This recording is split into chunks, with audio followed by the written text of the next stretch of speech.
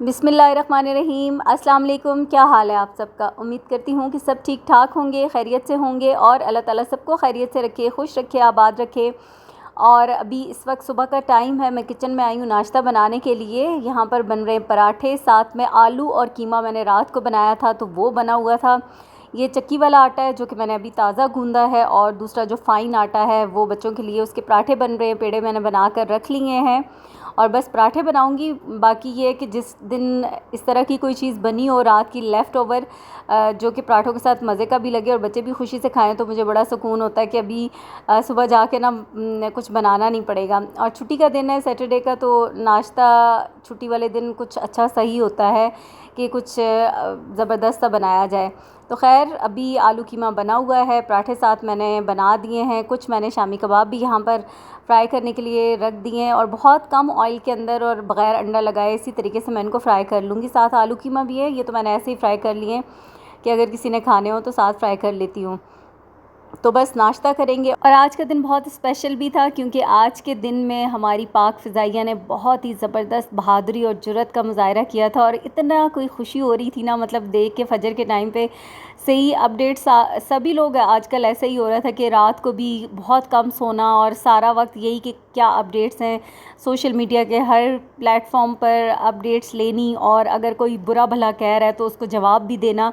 तो मतलब अपने अपने हिस्से की जंग हर कोई लड़ रहा था। और अल्लाह ताला मुसलमानों को हमेशा गालिब ही रखेगा, ये अल्लाह ताला का वादा है। और ईमान वाले जो हैं वो इस बात पे पूरा ईमान रखते हैं, यकीन रखते हैं। और ये ईमान का ही ईमान की ही ताकत होती है कि जिसकी वजह से ना इतना कम तादाद में होने के बावजूद या कम वसाइल होने के बावजूद भी इतनी बड़ी बड़ी ताकतों को सरेंडर करने पर मजबूर कर देते हैं। बस अल्लाह ताला से यही दुआ है कि अल्लाह ताला हमारे मुल्क में अंदरूनी जो हमारे दुश्मन हैं उनसे और बैरूनी दुश्मनों से इस मुल्क की हिफाजत करे, और अल्लाह ताला पाकिस्तान को ता क़यामत रहती दुनिया तक कायम और दायम रखे। वापस आते हैं किचन की तरफ, और नाश्ता वगैरह सबको करवाने के बाद तो किचन की जो क्लीनिंग थी वो मैंने करनी है। अभी ये चूल्हे पे मुझसे चाय भी गिर गई थी तो इसको भी क्लीन करना है। अच्छा, छुट्टी का दिन ऐसा होता है कि इस दिन मैं बहुत लंबे कोई कामों को खोल कर नहीं बैठती। मुझे ये होता है कि छुट्टी का दिन एक क्वालिटी टाइम हो, फैमिली के साथ बच्चों के साथ बैठ के गपशप की जाए, या अच्छा टाइम अच्छा इन्वायरमेंट उनको दिया जाए। मतलब अपनी तरफ से तो पूरी कोशिश ऐसे ही होती है। तो बस ये तो वो काम है जो कि ना करने ही होते हैं, और बस ये वाले काम जो हैं वो मैं करूँगी, बाकी ऐसा कोई काम नहीं। और साथ साथ ये है कि न्यूज़ चल रही हैं, वो जो मैंने आपको बताया कि सारा कुछ अपडेट्स वगैरह हर एक जो है वो उन्हीं चीज़ों में बिज़ी है। कभी ट्विटर को खोल लेते हैं, कभी इंस्टाग्राम खोल लेते हैं, मतलब बस यही वाली सिचुएशन चल रही है। तो बस अभी सबको नाश्ता करवाया, उसके बाद मैं किचन क्लीन करूँगी, साथ साथ न्यूज़ तो सुन ही रही हूँ, फिर बर्तन वगैरह वॉश करूँगी। और फिर छुट्टी के दिन में इतने कोई ख़ास काम, हाँ अगर तो आउटिंग के लिए जाना है या बाहर का कोई है तो वो अलग बात है, लेकिन घर के कामों को मैं अवॉइड ही करती हूँ। और आजकल मेरी बेटी के एग्ज़ाम्स भी चल रहे हैं एफएससी के, तो बस उसके एग्ज़ाम्स चल रहे होते हैं, उसकी पढ़ाई चल रही होती है। फिर थोड़ा सा बच्चों को भी मोटिवेट करना होता है, उनके साथ बैठना होता है, थोड़ा सा उनको रिलैक्स भी करना होता है। ये चीज़ें बहुत ज़रूरी होती हैं। और साथ ही साथ अगर ज़रा सा ज़्यादा ही रिलैक्स हो जाते हैं तो फिर वापस से उनको ये भी बताना होता है कि नहीं भाई ये बहुत कीमती टाइम है, अभी पढ़ने बैठ जाओ। तो ये सारा काम भी जो है ना माओं की रिस्पॉन्सिबिलिटी होती है। बच्चे माशाल्लाह से ख़ुद भी बहुत रिस्पॉन्सिबल होते हैं, लेकिन फिर भी ये होता है कि अपनी सेटिस्फेक्शन के लिए जो हमारा काम है कहना वो तो होता ही है लाजमी। अच्छा, तो बस यहाँ पर मैंने ये स्टोव को क्लीन कर लिया है स्प्रे करके। थोड़ा सा मैंने थोड़ी देर के लिए उसको छोड़ दिया था, फिर उसके बाद जो स्कॉच ब्राइट था उसको लेकर तो इसको अच्छे से क्लीन कर दिया है। ये किचन के जो पीछे किचन के पीछे नहीं, चूल्हे के जो पीछे वाली टाइल्स वगैरह हैं इसको भी मैंने क्लीन कर लिया था, और बस बर्तन अब वॉश करूँगी। और मौसम तो इतना अच्छा हो जाता है, 2-3 दिन गर्मी होती है और फिर ऐसी कोई धुआंधार किस्म की बारिश होती है ना कि अगले 2-3 दिन मौसम बहुत ही अच्छा गुजर जाता है। और मई का महीना तो अक्सर ऐसा होता है, आगे फिर जून जुलाई वाले महीने आ जाएंगे शदीद गर्मी वाले। तो बस फिर किचन क्लीन किया और बाकी का टाइम बैठ के गुजारा, गपशप की, नमाज़ पढ़ी। फिर उसके बाद अभी शाम की चाय का टाइम है तो बच्चों को लग गई थी भूख। और कोई भी इवेंट हो, कोई क्रिकेट मैच चल रहा हो, कोई बड़ा ही ज़बरदस्त किस्म का मैच चल रहा हो, या बाहर जंग ही क्यों ना लगी हो भाई, बच्चों को लगेगी भूख या घर वालों को, तो हमने किचन में लाजमी जाना है, चाहे दिल चाहे या ना चाहे, जाकर कुछ ना कुछ जो है उनके लिए बनाना होता है। तो बस अभी यहाँ पर मुझे समझ तो नहीं आ रही थी कि क्या बनाऊँ, लेकिन ये पीटा ब्रेड रखी हुई थी तो मैंने हल्का हल्का ऑयल लगा कर इनको सेक लिया और फिर फ्राइज़ बना लिए। साथ इसमें मैंने नमक और लाल मिर्चें डाली हैं फ्राइज़ को कट करने के बाद, और बस इनको फ्राई कर लूँगी। यहाँ पर ये ज़रा सा मेरा ध्यान यहाँ से वहाँ हुआ और ये वाला एक मेरा जो स्लाइस है ना ब्रेड का, ये थोड़ा सा जल गया और मुझे ये अचानक से जहन में आया और इजी भी लग रहा था कि पीटा ब्रेड में ही मैं फ्राइज़ की फिलिंग करके ना इनको रोल बना के दे देती हूँ, ताकि थोड़ा सा ये है कि भूख भी मिट जाए। अगर मैं सिर्फ फ्राइज़ बना के दूँगी तो थोड़ी देर बाद, मतलब डिनर टाइम से पहले पहले दोबारा भूख लग जानी है। तो इसलिए मैंने सोचा कि साथ ना मैं ब्रेड के अंदर फिलिंग करके दे देती हूँ ताकि ज़रा पेट भर जाए।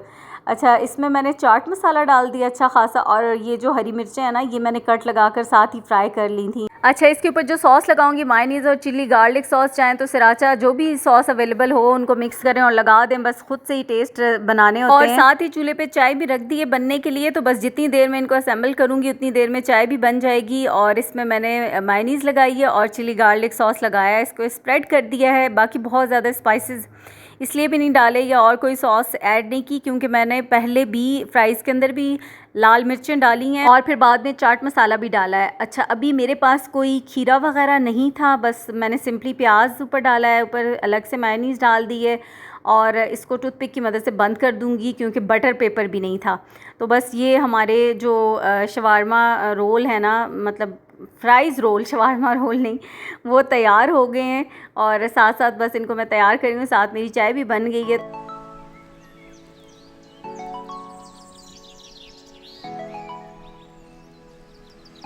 और चाय वगैरह हमने पी ली थी, फिर उसके बाद मगरिब की नमाज़ पढ़ के अभी मैं किचन में आ गई हूँ। चिकन लेकर आए थे हस्बैंड और कीमा वगैरह, तो पहले इसको वॉश किया है और अभी यहाँ पर मैं चिकन का सालन बना रही हूँ। कोई कढ़ाई वगैरह तो नहीं है, रैंडम ही बस प्याज मैंने 2 मीडियम साइज़ के बारीक कट कर लिया, अब उसके अंदर चिकन डाल रही हूँ। और मगरिब की नमाज़ के बाद खाला और मामू आ गए थे इब्राहिम को देखने के लिए। मैंने आपको बताया था कि चिकन पॉक्स हुए हैं उसको, तो फिर अब तो खैर अल्हम्दुलिल्लाह ठीक होते जा रहे हैं, सिर्फ पाँव के नीचे रह गए हैं।